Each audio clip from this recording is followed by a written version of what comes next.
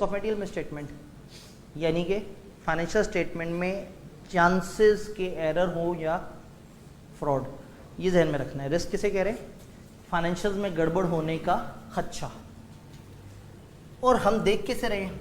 Entity को देखना, entity को है, सोचना फाइनेंशियल स्टेटमेंट्स को है कि अगर एंटिटी में ये वाला मामला है, ओहो इससे तो फाइनेंशियल में वो गड़बड़ हो सकती है। अगर एंटिटी का इस तरह का इशू है, यानी अब एंटिटी को किस तरह से देखना है? एंटिटी को इन 5 डायमेंशन में देखना है, उनकी इंडस्ट्री, उनके रेगुलेटरी फैक्टर, उनके अदर फैक्टर्स, ये कौन सी मार्केट में और किस तरह का कंपटीशन है। ये अगर एक ऐसी मार्केट में जहाँ बड़ा हैवी कंपटीशन है और यहाँ हर किसी के ऊपर बड़ा प्रेशर है कि वो अपने आप को, अपने अकाउंट्स को दूसरों से बेहतर दिखाए, तो फ़ौरन से ये बात सुनते साथ ही रिस्क जहन में आ गया कि फ्रॉड का रिस्क है, शायद फाइनेंशियल स्टेटमेंट को ओवर या अंडर स्टेट करने का रिस्क है। हम कहते हैं एक ऐसा सेटअप है जहाँ पे कंपटीशन बहुत ज़्यादा है और डिक्लाइनिंग सेल्स हैं और बहुत सारी कंपनियाँ मार्केट छोड़ के जा रही हैं और हमारी कंपनी की सेल भी इस दफ़ा थोड़ी कम है। इस जुमले में क्या रिस्क है? मैनेजमेंट सेल्स ओवर स्टेट करने की कोशिश करेंगे ताकि वो अच्छी फाइनेंशियल्स प्रेजेंट कर सके। वो साइक्लिकल एक्टिविटी में या सीजनल एक्टिविटी में, वो रेगुलर केस में चल रहे हैं या उनके कुछ साइकिल्स हैं बिजनेस की या कुछ सीजन्स हैं। अब अगेन हो सकता है फाइनेंशियल स्टेटमेंट्स जिस क्लाइंट की दी हुई है, आपको पेपर में दिया हुआ हो कि जी एक कंपनी है वो लेदर की जैकेटें बनाने का काम करते हैं और दिसंबर और जनवरी उनकी बहुत अच्छी सेल्स होती हैं और पूरे पाकिस्तान के आउटलेट्स पे वो चीज़ें बेचते रहते हैं और उसके बाद उसको स्टॉक में डाल देते हैं। उन्होंने बताया अपने बिजनेस की नेचर। आपको क्या रिस्क नज़र आ रहा है? अकाउंटेंट बन के सोचें कहाँ गड़बड़ हो सकती है। सेल्स की रिकॉर्डिंग आगे पीछे हो सकती है, शायद गर्मी के मौसम में खामखा की सेल रिकॉर्ड हुई भी हो,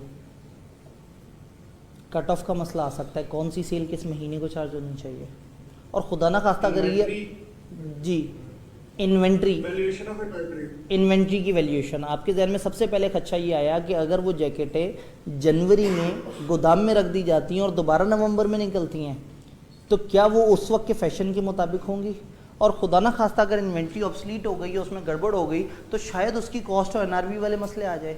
अब सवाल ने आपको नहीं बताया कि मसला इन्वेंट्री का है, सवाल ने कहा ये जैकेटें बेचते हैं और उन्होंने कहा जैकेटें बेचते हैं। मैं कह रहा हूँ इन्वेंट्री का मसला, आप हैरत से मेरी तरफ देखेंगे कि पता नहीं क्या हो गया सर को। सवाल लेदर की जैकेट बेचने की बात कर रहा है, सर इन्वेंट्री की एनआरवी की डिस्कशन शुरू कर दिया है। आईकेप के सवाल देख के ऐसी ही हैरत होती है। जब सवाल देखते हैं और एंड पे उन्होंने अजीब अजीब से रिस्क निकाले होते हैं तो अक्सर लोग कहते हैं ये कहाँ से रिस्क आ गया। इसलिए आ गया कि वो पास पेपर में तो मौजूद नहीं था, ये पहली दफ़ा इस तरह का सवाल देखा है, तो अगली दफ़ा याद रख लेंगे कि जब भी इस तरह का मसला होगा, लेदर की जैकेट जब नज़र आएगी तो इन्वेंट्री की बात कर लेंगे। ऐसा नहीं है, पीछे एक पूरा फ्रेमवर्क चल रहा है, पीछे एक पूरी कहानी है। वही बात है, ये वो नॉलेज बेस चल रही है कि आपने उसकी इंडस्ट्री के फैक्टर्स देखने हैं, उनकी प्रोडक्ट टेक्नोलॉजी देखनी है, उनकी प्रोडक्ट्स को देखना है, किस तरह की टेक्नोलॉजी है, किन चीज़ों में डील करते हैं। अगर उनकी टेक्नोलॉजी की आपको समझ आएगी तो आप उनकी कॉस्ट ऑफ सेल्स को ज़्यादा बेहतर तरीके से वेरीफाई कर सकेंगे। उनकी एनर्जी क्या है, उनकी सप्लाई क्या है, वो अगर इलेक्ट्रिसिटी पे डिपेंडेंट है, एक एंटिटी है जो इलेक्ट्रिसिटी पे बहुत ज़्यादा डिपेंडेंट है और सवाल बताता है कि जी पाकिस्तान में इलेक्ट्रिसिटी का बहरान आने लगा है, तो इससे हमें क्या मसला है?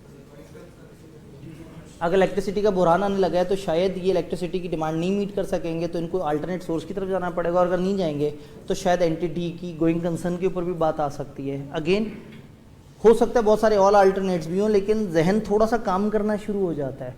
तो हमें एंटिटी को देखना है कि एंटिटी और एंटिटी की इर्द गिर्द की इन्वायरमेंट क्या है, एंटिटी कौन से इंडस्ट्री में ऑपरेट करती है, उसके ऊपर रूल्स एंड रेगुलेशंस क्या हैं, उसके ऊपर इंडस्ट्री स्पेसिफिक रिक्वायरमेंट्स क्या हैं। फॉर एग्जांपल बैंकिंग सेक्टर है, बैंकिंग सेक्टर के ऊपर अपने प्रूडेंशियल्स अप्लाई कर रहे हैं। जैसी बैंकिंग सेक्टर की बात आई और मुझे पता लगा कि उसके ऊपर स्टेट बैंक के प्रूडेंशियल्स काम करते हैं, तो अब शायद बैंकिंग कंपनीज की अकाउंट्स में मौजूद प्रोविजन की कैलकुलेशन तक सब्जेक्ट टू रिस्क है अगर उन्होंने प्रूडेंशियल्स को फॉलो नहीं किया तो शायद वहाँ एनपीएल्स के ऊपर जो डिस्कशन है वो बड़ी अजीब सी हो जाएगी अगर उन्होंने इंडस्ट्री को नहीं फॉलो किया।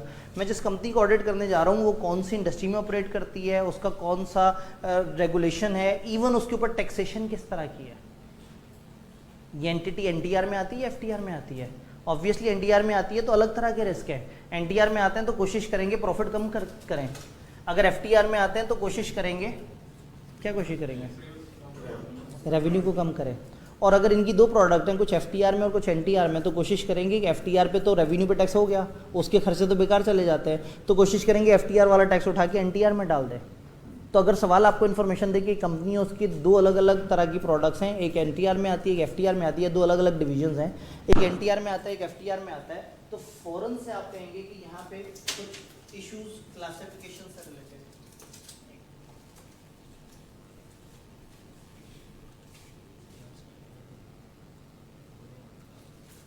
जी चलें सही है।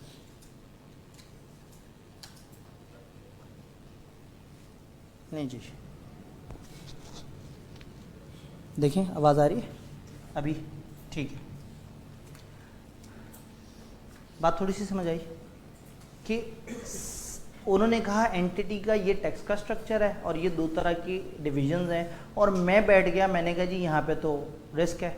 क्या रिस्क है कि फाइनेंशियल स्टेटमेंट्स के अंदर जो कॉस्ट ऑफ गुड्स सोल्ड है उसकी क्लासिफिकेशन में मसला हो सकता है, उसकी कैटेगरीज गलत हो सकती हैं, उसमें एक्सपेंसेस की एलोकेशन गलत हो सकती हैं। उन्होंने तो सवाल में बोला भी नहीं था कॉस्ट ऑफ सेल का मसला है, उन्होंने तो कहा था दो डिवीजन अलग अलग टैक्सेशन है। ऑब्वियसली आप अकाउंटेंट, मैं हमेशा बात करता हूँ रिस्क असेसमेंट के सवाल में एक अकाउंटेंट बन के सोचना है कि क्या गड़बड़, फ्रॉड या एरर हो सकता है उस तरह की सिचुएशन में। तो ऑब्वियसली जब एफटीआर एनटीआर का मसला है तो फ्रॉड क्या हो सकता है, जान के बेईमानी करेंगे। एरर क्या हो सकता है, उन्हें समझ ही नहीं आ रहा होगा कि कौन सी चीज़ एफटीआर में क्लासीफाई करें, कौन सी चीज़ एनटीआर में क्लासीफाई करें। तो अगेन उनकी इंडस्ट्री और उनका ये सारा कुछ समझना ज़रूरी है। उनके अदर फैक्टर्स देखना ज़रूरी हैं। जनरल इकोनॉमिक कंडीशंस क्या हैं, ओवरऑल अगर इकोनॉमिक्स जो है वो अच्छी नहीं है, इंडस्ट्री श्रिंक कर रही है, कंपनी अपने प्लांट्स बंद करने के बारे में सोच रही है, अल्टरनेट सोर्सेज की तरफ जाने के बारे में सोच रही है, तो उसके अंदर भी बहुत सारे ऑडिट रिस्क हो सकते हैं। फिर ये जिस इंडस्ट्री में ऑपरेट कर रहे हैं वहाँ पे क्या मामला आता है। फॉर एग्जांपल हमारी कंपनी है जो इंपोर्ट्स करके बिजनेस करती है। अब अगर अचानक से मैं आपको बता दूं कि डॉलर का रेट बढ़ता जा रहा है, तो क्या आपको कोई अकाउंटिंग रिस्क नज़र नहीं आएगा? मतलब कोई रिस्क, क्या रिस्क होगा? अगर एक्सचेंज रेट चेंज हो रहा है तो बहुत सारे फ्रॉड भी हो सकते हैं और बहुत सारे एरर्स भी हो सकते हैं। जब ये इंपोर्ट्स को डील करते हैं और इनकी अच्छी खासी फॉरेक्स ट्रांजैक्शंस हैं, तो फिर ट्रांसलेशन गेन लॉस वाले मसले आ सकते हैं। अगेन रिस्क क्या है? रिस्क है एक रिस्क के शायद फाइनेंशियल स्टेटमेंट्स गलत हो, वो एरर की वजह से भी हो सकती हैं, फ्रॉड की वजह से भी।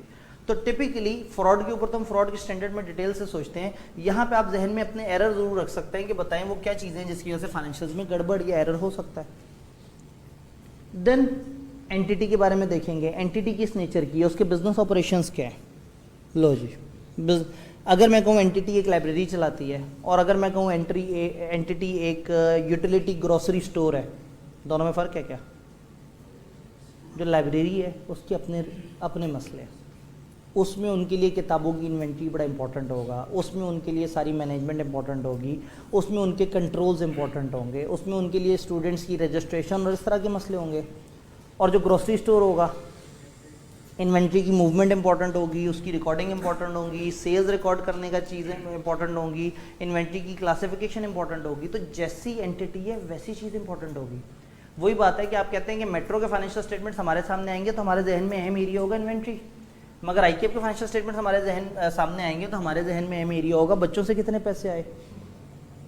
जबकि हमने ये बात देखी थी कि बच्चों से जितने पैसे आए वो बड़ा छोटा एरिया है, जबकि जो नॉन करंट एसेट्स हैं वो बहुत बड़ा एरिया है। बट चूंकि आपका ध्यान वहाँ नहीं जा रहा, आपका ध्यान जिस एरिया की तरफ जा रहा है, तो वो एरिया है जहाँ पे ज़्यादा टेंशन हो सकती है, उसमें छोटी सी गलती भी फ़ौरन से महसूस होगी और नॉन करंट एसेट्स में बड़ी गलती भी शायद इग्नोर हो जाएगी। क्योंकि यूज़र जिन चीज़ों की बेस पे डिसीजन ले रहा होगा, अगर उनमें कोई गड़बड़ है तो फिर ऑडिटर कंसर्न होगा। तो ऑडिटर भी अपनी जो एफर्ट्स हैं वो ज़्यादा डायरेक्टेड रखता है उन चीज़ों पे जो उस इंडस्ट्री के स्पेसिफिक मामला आता है। तो इंश्योरेंस सेक्टर के अपने रिस्क होंगे, बैंकिंग सेक्टर के अपने रिस्क होंगे, ट्रेडिंग के अपने रिस्क होंगे, मैन्युफैक्चरिंग के अपने रिस्क होंगे। तो ये देखना ज़रूरी है कि इसके ऑपरेशंस किस तरह के हैं, इसकी ओनरशिप और गवर्नेंस स्ट्रक्चर किस तरह का है। अगर मैं कहता हूँ डेट इक्विटी इनकी आउट हुई हुई है, मतलब इसमें 80-90% डेट है और 10% इक्विटी है, तो ऑब्वियसली फ़ौरन से परेशानी होगी। वो परेशानी क्या होगी? जब डेट इक्विटी रेशियो आउट हुई हुई है तो बैंक रेगुलेट कर रहा होगा कोवेनेंट्स के थ्रू, और जब कोवेनेंट्स मीट नहीं हो पा रहे होंगे तो धमकी देता होगा मेरे पैसे वापस करो। तो इनको बैंक के कोवेनेंट्स मीट करने के लिए क्या करना पड़ेगा? Fraudulent financial reporting, window dressing करनी पड़ेगी। तो इन चीज़ों से भी फिर हमारी एंटिटी की इन्वेस्टमेंट्स किस तरह की हैं, हमने कहाँ कहाँ इन्वेस्टमेंट्स की हुई हैं, उन इन्वेस्टमेंट्स का पर्पस क्या है, वो इन्वेस्टमेंट्स कितनी वोलेटाइल हैं। ऑब्वियसली अगर मैं कहूँ कि हमारी कंपनी ने लैंड में इन्वेस्ट किया हुआ है, और एक तरफ मैं कहूँ हमारी कंपनी ने स्टॉक्स में इन्वेस्ट किया हुआ है, तो जैसे ही स्टॉक्स की बात आएगी आप फ़ौरन से परेशान हो जाएंगे। स्टॉक की बात आएगी आप कहेंगे ओ हो उसकी तो वैल्यूएशन के मसले ही मसले हैं। और अगर मैं बात करूंगा लैंड की तो आप कहेंगे चलो कोई बात नहीं, कम से कम हमारे पास बुक वैल्यू तो है ही है, और उसके अलावा देखेंगे कि सिचुएशन हुई या उस तरह की इन्वेंट्री। तो अगेन आपकी इन्वेस्टमेंट्स किस तरह की हैं, वो कौन से स्टैंडर्ड में क्लासीफाई होती हैं, जैसी इन्वेस्टमेंट्स होगी उस तरह के मसले मसाइल होंगे। तो एंटिटी को समझना ज़रूरी है कि एंटिटी क्या है, उसकी फाइनेंशियल रिपोर्टिंग किस तरह की है, उसने किन टाइमलाइंस पे रिपोर्ट बनानी है। बैंकिंग सेक्टर है तो उसकी अपनी अलग टाइमलाइंस हैं, जो नॉर्मल सेक्टर है उसकी अपने अलग टाइमलाइंस हैं। किसी की फाइनेंशियल रिपोर्टिंग में थोड़ी चीज़ें, किसी की फाइनेंशियल रिपोर्टिंग में ज़्यादा चीज़ें। तो सवाल कभी कभी हमें ये सारी इन्फॉर्मेशन दे रहा होता है और हम इसे इग्नोर कर देते हैं, जबकि उस इन्फॉर्मेशन में से रिस्क निकल रहे होता है। वो कौन से सेक्टर में हैं, उनके ऑपरेशंस किस तरह के हैं, उनके मेन एरियाज़ कौन से हैं, उनको कहाँ कहाँ मसले आए हैं, इन सब के अंदर से रिस्क मिलता है। तीसरी चीज़, एंटिटी की selection application of accounting policies का सिस्टम क्या है। अगर सवाल हमें इन्फॉर्मेशन दे रहा है कि मैनेजमेंट वाले जो है वो एस्टीमेट्स बनाते वक्त थोड़ा बहुत ज़्यादा ईज़ को प्रमोट करते हैं, और जब किसी चीज़ की वर्किंग नहीं हो पा रही होती तो एक अंदाज़न एक अमाउंट डाल देते हैं, तो फ़ौरन से कहेंगे भाई इनकी तो अप्रोच ही गलत है। जिनकी सिलेक्शन, आपको याद होगा सिलेक्शन और एप्लीकेशन ऑफ अकाउंटिंग पॉलिसी दोनों चीज़ें मटेरियल में स्टेटमेंट की तरफ चली जाती हैं। तो एंटिटी की selection application of accounting policies का सिस्टम क्या है, इनका डिपार्टमेंट कैसे काम करता है, ये किन बेसिस पे पॉलिसी सिलेक्ट करते हैं और पॉलिसी को अप्लाई करते हुए किस तरह की चीज़ें देखते हैं, इनके पास कितनी गाइडेंसेस अवेलेबल हैं, क्या एम्प्लॉयज़ बैठ के खुद से डिसाइड करते हैं या एक बड़े लेवल की मीटिंग होती है जिसमें एक नई पॉलिसी की इम्प्लीमेंटेशन के ऊपर जिक्र होता है। तो इनके उस डिपार्टमेंट को जो कि सिलेक्शन एंड अकाउंटिंग एप्लीकेशन कर रहा है उसको समझना ज़रूरी है। देन इनके ऑब्जेक्टिव्स, इनकी स्ट्रेटेजी। सवाल आपको बताएगा कि ये एंटिटी चाह रही है कि हम 10 नई ब्रांचेस ओपन कर लें, और आप फ़ौरन से दुखी हो जाएंगे। क्या मतलब 10 नई ब्रांचेस तो बहुत खुशी की बात है, बट 10 नई ब्रांचेस का मतलब है 10 जगह नया सिस्टम, नए लोग, नया तरह का सेगमेंट। जब नए लोग होंगे, नया सिस्टम होगा, रिस्क आएगा। नए सिस्टम में क्या रिस्क आएगा, शायद लोगों को नए सिस्टम की समझ ना हो, तो शायद कुछ लोगों को नए सिस्टम की समझ ना हो इसलिए वो नए सिस्टम में एरर्स करेंगे, और जिनको नए सिस्टम की बहुत ज़्यादा समझ हो वो फ्रॉड करेंगे।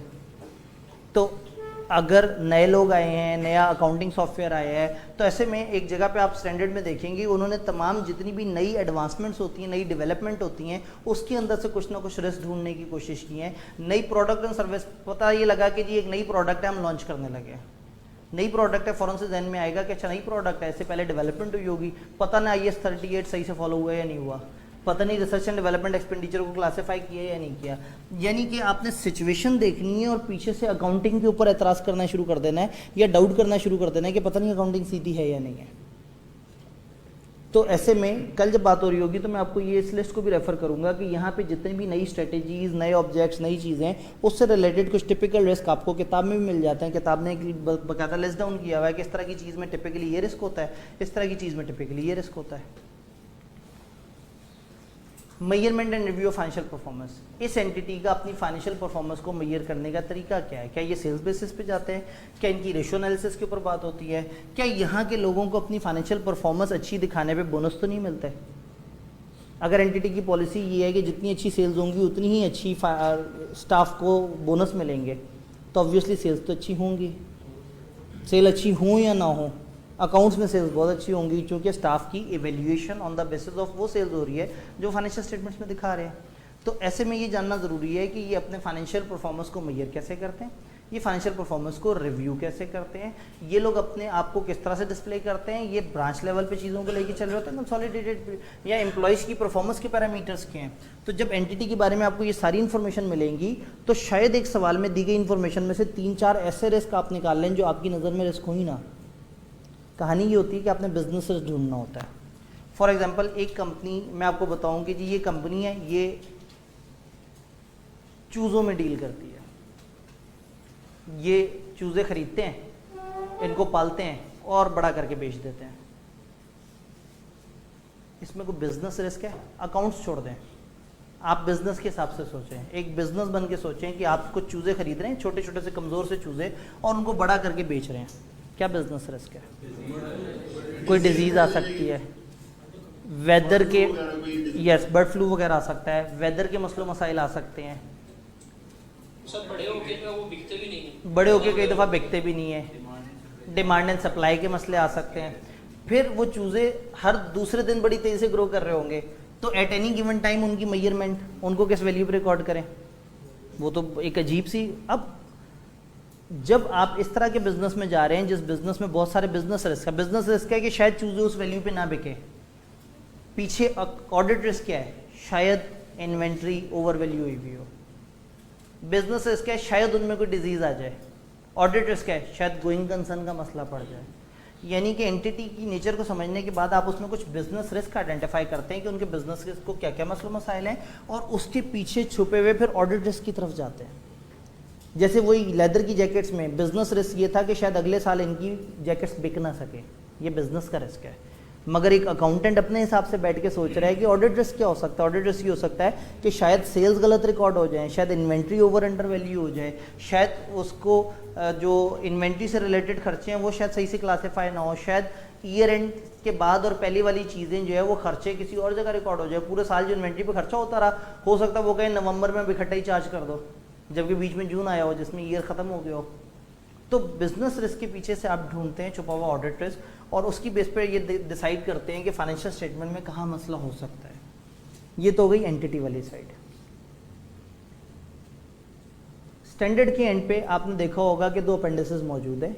एक जो है वो आपको बताता है कंट्रोल के ऊपर, कंट्रोल के कंपोनेंट्स, और दूसरे में आपको एक लिस्ट मिलती है। पेपर में अगर किसी भी टाइम पे आप बुरी तरह से फ्लॉप हो गए और कुछ नहीं समझ आ रहा, आप एक जगह पहुंचे, मुश्किल से 2 रिस्क मिले एक सिनेरियो में, और उसके बाद आपको रिस्क ही नहीं समझ आ रहा, एटलीस्ट ये वाली लिस्ट आपकी हाईलाइट हुई हुई हो। स्टैंडर्ड के एंड पे नेक्स्ट दिया हुआ है जिसमें एक लिस्ट ऑफ एग्जांपल्स दी हुई हैं कि इस तरह की सिचुएशंस टिपिकली इंडिकेट करती हैं कि रिस्क ऑफ मटेरियल मिसस्टेटमेंट। कि उन्होंने कहा वो ऑपरेशन जिनमें high degree of complex regulation है, इंडस्ट्री में कोई चेंज आ गई, कोई नई प्रोडक्ट्स ऑफर आ गई हो गई, या इस तरह से करके। मैं ये नहीं कह रहा कि यहाँ से रिस्क वाकई ही मिलेगा, ये उठा के आपने लिखने हैं रिस्क। आप पेपर में अगर किसी टाइम पे बिल्कुल फ्लॉप हो गए और कुछ नहीं समझ आ रहा, तो स्टैंडर्ड के एंड पे ये जो लिस्ट दी हुई है, अगर ये आपने पेपर में जाने से पहले 8-10 दफ़ा देखी हुई है और इसकी जितनी भी लाइंस हैं आपको समझ उनकी आ गई हुई है, तो शायद पेपर में आपको उसको देखने की ज़रूरत ही ना पड़े, आप सवाल देखते ही फ़ौरन से पिक कर लेंगे वो वाला मसला है। फिर भी अगर ब्लॉक हो जाए तो एक आखिरी रिजॉर्ट ये है कि इस लिस्ट में से शायद 1 या 2 पॉइंट आपको सवाल में नज़र ही आ जाए, क्योंकि इसमें काफ़ी सारे पॉइंट्स इतने जेनेरिक हैं कि अक्सर सिचुएशंस में वो वाले पॉइंट्स मिल जाते हैं। तो पेपर में एक बैकअप, जिस तरह से हमने कोड ऑफ एथिक्स का एक लास्ट रिजॉर्ट बैकअप देखा था कि 280 जो सेक्शन है उसके अंदर जो थ्रेड्स सेफगार्ड दिए हुए हैं, तो ये लास्ट रिजॉर्ट के तौर पे आपके सामने ये एक लिस्ट मौजूद है। ये भी आपने पेपर में अपने पास ज़रा संभाल के रखनी है। इंटरनल कंट्रोल्स दूसरा एरिया हमने देखा। एंटिटी में हमने क्या देखना है, अब देखना ये है कि उनके कंट्रोल्स में क्या देखना है। कंट्रोल्स के कंपोनेंट के ऊपर कोसो फ्रेमवर्क को फॉलो करते हैं आई5 वाले भी। कोसो फ्रेमवर्क बेसिकली 5 चीज़ों को डिस्कस करता है। वर्ड कोसो फ्रेमवर्क से आपका कोई ताल्लुक नहीं है, अमेरिकन फ्रेमवर्क है, बट इन्होंने अडॉप्ट किया है। इंटरनल कंट्रोल, जिसको हम इंटरनल कंट्रोल कहते हैं, वो इंटरनल कंट्रोल नहीं है, वो इंटरनल कंट्रोल सिस्टम है। इंटरनल कंट्रोल सिस्टम में 5 कंपोनेंट्स होते हैं। स्टैंडर्ड आपको समझाना ही चाह रहा है कि जब भी किसी एंटिटी के कंट्रोल्स को समझना है तो आपने उसके 5 कंपोनेंट्स ऑफ कंट्रोल को समझना है। ये कंपोनेंट्स में क्या चीज़ आ जाती है? Control environment. कंट्रोल एनवायरनमेंट वो एनवायरनमेंट है जिसमें कंट्रोल्स काम कर रहे हैं। यानी कि एक ऑर्गेनाइजेशन ने बड़े अच्छे कंट्रोल्स लगाए, सोचे, मगर जो ओनर्स हैं उनकी कोई ख़ास तवज्जो ही नहीं है नीचे के लोगों की तरफ, तो कंट्रोल्स ने क्या करना है? ये तो ऐसे ही है जैसे एक ऑडिट क्लाइंट पे पार्टनर जो है वो कोई महीने बाद चक्कर लगाए, मैनेजर का पता हो कि कंफर्म 3 हफ्ते तक तो इसने आना नहीं है, सीनियर 11 बजे से पहले आता कोई नहीं है, तो चाहे रूल में जितना मर्जी लिखा हो 9 बजे क्लाइंट पे जाना होता है। टीम किस वक्त जाएगी क्लाइंट पे? सीनियर से 15-20 मिनट पहले। और अगर एक जगह पे पार्टनर हर तीसरे दिन चक्कर लगाता हो, मैनेजर डेली वहाँ पे आता हो, सीनियर जो है वो सुबह 8:45 बजे पहुँचा हो, तो जूनियर किस वक्त आएंगे? 8:30।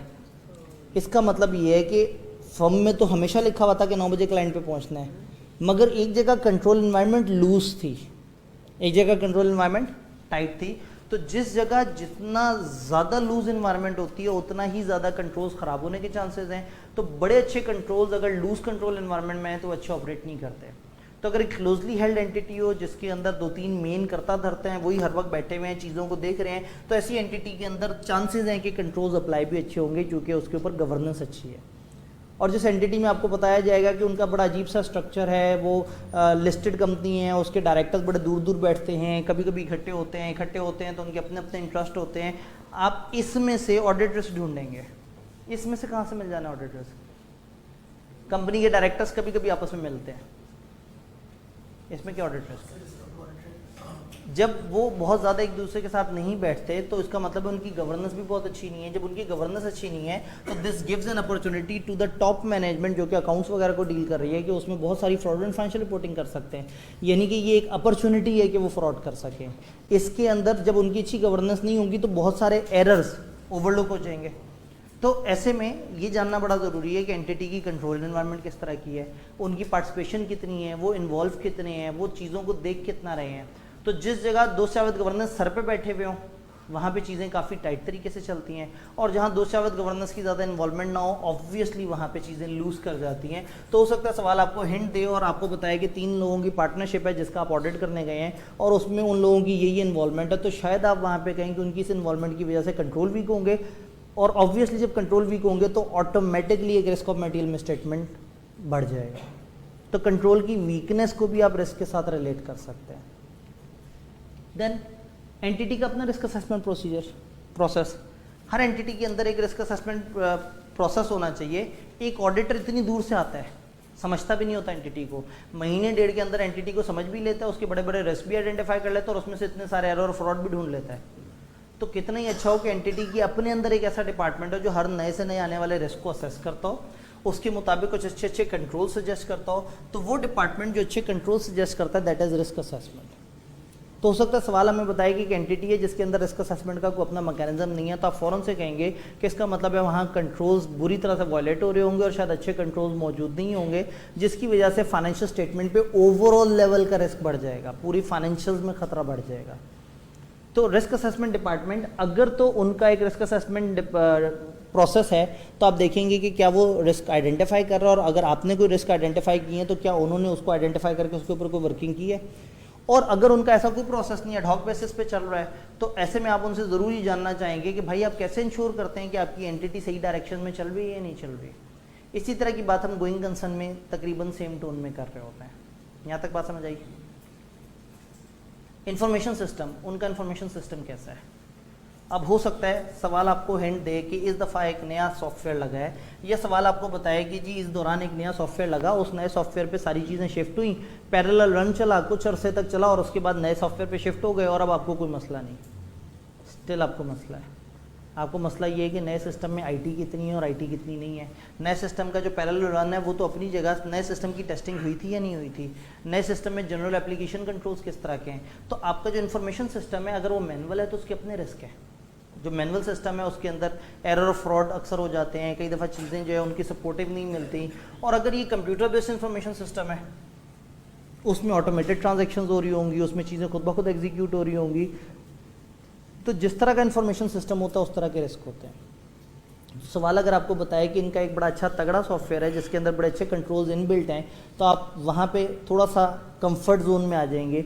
और जहाँ इनके एक ख़राब सॉफ्टवेयर हो या इनका इन्फॉर्मेशन सिस्टम थोड़ा फिजिकल तरीके से चल रहा हो तो वहाँ शायद आप ज़्यादा बेहतर तरीके से चीज़ों को नहीं देख सकेंगे जहाँ पे प्रॉब्लम्स हैं। तो इन्फॉर्मेशन सिस्टम फिजिकल भी हो सकता है, कंप्यूटर बेस्ड भी हो सकता है। अगर कंप्यूटर बेस्ड हुआ और आईटी हुई तो आईटी के अपने रिस्क हैं। स्टैंडर्ड एक स्पेसिफिक तरीके से आईटी बेस्ड जो इन्फॉर्मेशन सिस्टम है उसके रिस्क बताते हैं और उसके अंदर फिर ऑडिटर जो है थोड़ा ज़्यादा अलर्ट रहता है जब आईटी इन्वॉल्व होती है। उसका भी तस्करा आगे चल के आएगा।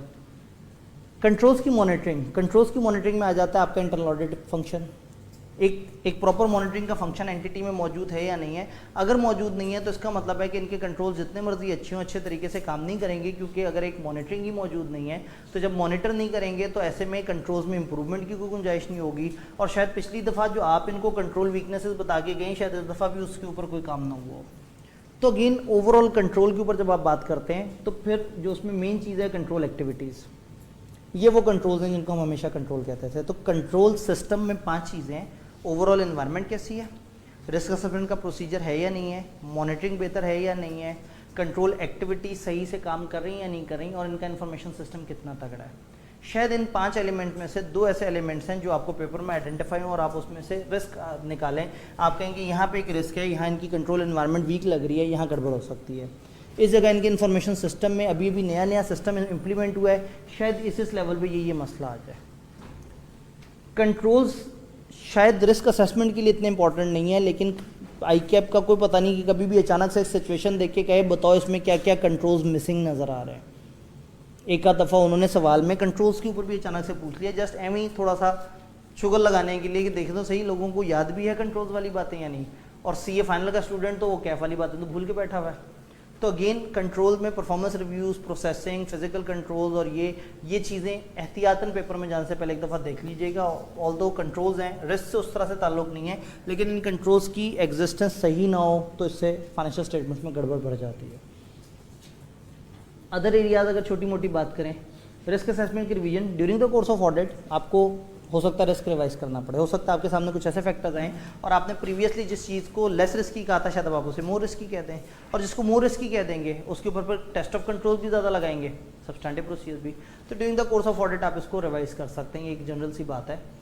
इंटरनल कंट्रोल की लिमिटेशन अगेन थ्योरेटिकल सा टॉपिक है। इंटरनल कंट्रोल जितने मर्जी मजबूत हो उसमें ह्यूमन इन्वॉल्वमेंट होती है, ब्रेक डाउन हो जाते हैं, कंट्रोल लगाने वाले कंट्रोल को खुद ही तोड़ देते हैं। तो ये थोड़ी सी किताबी सी बातें हैं, आगे चलते हैं। आईटी के बेनिफिट्स, ऑब्वियसली जब आईटी है हर इदारे को आईटी पसंद होती है, क्योंकि आईटी फास्ट होती है, एक्यूरेट होती है, कम जगह पे पूरा इन्फॉर्मेशन सिस्टम आ जाता है, चीज़ें खुद ब खुद प्रोसेस हो रही होती हैं और बहुत सारी जगह रूटीन ट्रांजैक्शन से आप बच जाते हैं। बट आईटी सिस्टम की अपने अपने रिस्क हैं। आप कई दफ़ा उन सॉफ्टवेयर्स पे रिलाई कर रहे होते हैं जो फॉल्टी होते हैं और कई दफ़ा उनकी बेस पे अच्छी ट्रांजैक्शन नहीं हो रही होती। फिर कुछ चीज़ें ऑटोमेटेड होती हैं। फॉर एग्जांपल आपने सिस्टम को एक दफ़ा बता दिया कि भाई हमारे पास ये 11 एम्प्लॉयज़ हैं, इनके महीने की तनख्वाह इतनी है, और उसके बाद पूरे साल सुकून से बैठ गए, हर महीने सिस्टम खुद ही उनकी सैलरी पोस्ट कर देगा। उस महीने भी पोस्ट कर देगा जिसमें एक एम्प्लॉय मर भी चुका होगा, या उस महीने भी पोस्ट कर देगा जिसमें एम्प्लॉय जा भी चुका होगा, और उस महीने भी पोस्ट कर देगा जिसमें 2 नए एम्प्लॉयज़ भी आ चुके होंगे, क्योंकि सिस्टम को तो नहीं पता ना कि क्या चल रहा है। सिस्टम को तो आपने पहले दिन समझा दिया था कि जैसे ही महीना ख़त्म हो तुमने ये एंट्री पोस्ट कर दिया करनी है। ये जो ऑटोमेटेड ट्रांजैक्शंस होती हैं इसमें हमेशा रिस्क होता है। रिस्क ये होता है कि शायद टाइम से किसी ने उनको अपडेट नहीं किया, शायद टाइम से किसी ने उसके अंदर चेंजेस नहीं लाए। इसी तरह से आपकी अनऑथराइज चेंजेस सिस्टम में, अनऑथराइज एक्सेस सिस्टम के अंदर मुख्तलिफ लेवल की वो चीज़ें जो कि आपके फाइनेंशियल्स के अंदर मसलो मसाइल कर सकते हैं। तो आईटी के अपने स्पेसिफिक रिस्क हैं। अगर पेपर में एक सवाल है और सवाल में आपको फील हो कि वो एंटिटी बहुत ज़्यादा आईटी फोकस्ड है, बहुत ज़्यादा ऑटोमेशन का जिक्र है, तो इट इज़ हाईली रिकमेंडेड कि आपने इसमें स्टैंडर्ड में इस जगह पे आना है। मैं इन सारे पैराग्राफ का रेफरेंस आपको कल सेशन में दे रहूँगा, वो एक लिस्ट बनी हुई होगी कि आपने सवाल को किस तरह से करना है। तो आईटी रिलेटेड रिस्क आपको बड़े आराम से यहाँ से मिल सकते हैं। तो अगर आईटी स्पेसिफिक बहुत ज़्यादा बात हो रही है तो स्टैंडर्ड आपको थोड़ा सा हेल्प कर सकता है ओपन बुक एग्जाम में। सिग्निफिकेंट नॉन रूटीन ट्रांजैक्शन या जजमेंटल मैटर्स में रिस्क होता है। वो ट्रांजैक्शन जो नॉन रूटीन है, जब वो ट्रांजैक्शन एग्जीक्यूट होती हैं तो कई दफ़ा वो प्रोसेस रूटीन ट्रांजैक्शंस की तरह हो जाती हैं। यानी रूटीन ये है कि हर महीने जो है वो सबको एक सैलरी उनके अकाउंट में जानी है। अब किसी महीने अचानक से बॉस ने एक बोनस अनाउंस किया, उसने कहा जी 40% ऑफ आ सैलरी इस महीने मेरी तरफ से सबको ट्रांसफ़र हो जाए। बट ये नॉन रूटीन ट्रांजैक्शन है। जब नॉन रूटीन ट्रांजैक्शन है तो उसको अलग से प्रोसेस करना होगा, इस पर जजमेंट होगी। जो रूटीन ट्रांजैक्शन नहीं होती वो भी कई दफ़ा रूटीन की तरह प्रोसेस हो जाती है। तो अगर आपने किसी को out of the way discount दिया है तो आपके सिस्टम के लोग तो यूज टू हैं, फलाना डेबिट कर दो, फलाना क्रेडिट कर दो, उन्होंने उससे ज़्यादा सोचना ही नहीं है कि भाई इसमें कोई स्पेशल फेवर थी, इसमें कोई स्पेशल ट्रीटमेंट था, इसमें आपने 2 नहीं 3 हेड्स को इन्वॉल्व करना था। तो जो अकाउंट्स में नॉन रूटीन ट्रांजैक्शंस होती हैं जिसमें जजमेंटल मैटर ज़्यादा आते हैं उसमें रिस्क थोड़ा सा ज़्यादा बढ़ जाता है। आपको देखना होता है कि वो जजमेंट्स किन चीज़ों के बारे में, वो ट्रांजैक्शंस जो है जो नॉन रूटीन है वो किस तरह से अराइज हुई हैं, उनको कैप्चर करने का क्या तरीका है, उसको रिकॉर्ड करने का क्या तरीका है। अगेन एक दफ़ा जो है वो मैं बड़ा दुखी सा हो गया कि एक स्टूडेंट ने कहा सर एक अजीब सा सवाल आ गया था, आप एवं ही कहते हैं ओपन बुक। सवाल ये था कि कभी कभी नॉन रूटीन ट्रांजैक्शंस जो होती हैं वो मौजूद होती हैं, उसमें रिस्क होता है। अब इंतहाई मज़े की बात है कि 7 नंबर का सवाल था और टोटल छापा सवाल था, मगर उसके लिए जिसको पता हो कि ये नॉन रूटीन ट्रांजैक्शन का जिक्र कौन से स्टैंडर्ड में, ये थोड़ा सा मसला है और ये बड़ा गहरा मसला है। हम ऑडिट को जनरलाइज अटेम्प्ट कर रहे हैं। मैं बार बार कह रहा हूँ कि ज़रा सुने सही वो गरीब क्या कह के गया, वो मतलब डायरेक्टर एग्जामिनेशन आपको बार बार मतलब वही बात है कि वो मुसलसल कह रहे हैं कि यार सुनो तो सही, और प्रॉब्लम वही है कि हम उन्हें नहीं सुन रहे, उनसे नहीं पूछ रहे हमारे मसले क्या है, हम उनसे पूछ रहे हैं जिनको नहीं पता हमारे मसले क्या हैं, क्योंकि उनको तो पता है आपने क्या किया है पेपर में। उनसे पूछेंगे तो वो तो बेइज्जत करेंगे। हमें तो आप बता देंगे सर मैं बहुत अच्छा स्टूडेंट हूँ, मैं तो पेपर बड़ा अच्छा करके आता हूँ, आई कैप हमेशा 21 नंबर दे देता है। तो मैं तो वाकई दुख का इजहार करूँगा कि अगर आप इतने अच्छे आदमी हैं तो पता नहीं आई कि आप आपके साथ क्यों ऐसा कर रहा है। तो ये देखना ज़रूरी है। तो उन्होंने कहा है कि ऑडिट के कॉमन स्टूडेंट्स का जो एटीट्यूड है वो जनरल है। मैं बार बार ये बात कर रहा हूँ कि इसमें पीछे से हमारी बेस मिसिंग है और हम खुद ही से जनरल आंसर देने की कोशिश कर रहे हैं। ये अप्रोच अच्छी नहीं है, मगर ये अप्रोच भी अच्छी नहीं है कि बस हम पूरी किताब पढ़ के चले जाएंगे, देखी जाएगी। नहीं, एक अच्छी राइटिंग प्रैक्टिस होनी चाहिए। और अगेन मतलब मैं एक्सपेक्ट करूंगा कि वो 44 सवाल कम अज़ कम जो है ना, अगर आप लिख के करेंगे तो यकीन माने हर अगले दिन आपको पता लगेगा कि आपके एक्सप्रेशन में इम्प्रूवमेंट आ रही है। ऑल्दो मैं ज़्यादा देर तक आपके लिए काबिल बर्दाश्त शायद नहीं रहा। डॉक्यूमेंटेशन तो आपको पता है कि आपने थ्रू आउट जो है वो जितने भी आपके सामने इश्यूज़ आए, जिन जिन चीज़ों को आपने रिस्क के तौर पर रिकॉर्ड किया, उसको आपने डॉक्यूमेंट करना है कि ये एरियाज़ हैं रिस्की। और रिस्क के ऊपर फिर जब आपने रिस्पांस देना होता है तो इसमें 330 स्टैंडर्ड आता है जो आपको टेस्ट ऑफ कंट्रोल और सब्सटेंटिव प्रोसीजर्स की बात बताता है। प्रॉब्लम ये है कि आज का टारगेट हमारा भी पूरा हुआ नहीं, लेकिन आप लोगों के चेहरों पे बेजारियाँ और 570 नामी स्टैंडर्ड हमारा रह गया। ये हमारे उन सवालों ने खा लिया जो कि जो है वो आखिरी दिन। तो ठीक है, कोई बात नहीं, अब कल पढ़ाई हमारे सवालों का टाइम खा जाएगी। टेट फॉर टैट, जैसा करोगे वैसा करोगे। तो मैंने सवालों के लिए 2 घंटे प्लस टाइम रखा था, अब हम उसमें से टाइम बाय करेंगे और हम अपने 570 को टाइम देंगे। तो हमारा 570 आज के टारगेट में से मिस हुआ और वो इम्पोर्टेंट स्टैंडर्ड है तो मैं उसके साथ गंदा सलूक नहीं करना चाह रहा। तो बेहतर है कि हम कल उसके, तो कल के जो टारगेट है उसमें हमारा 570 ऐड हो जाएगा। तो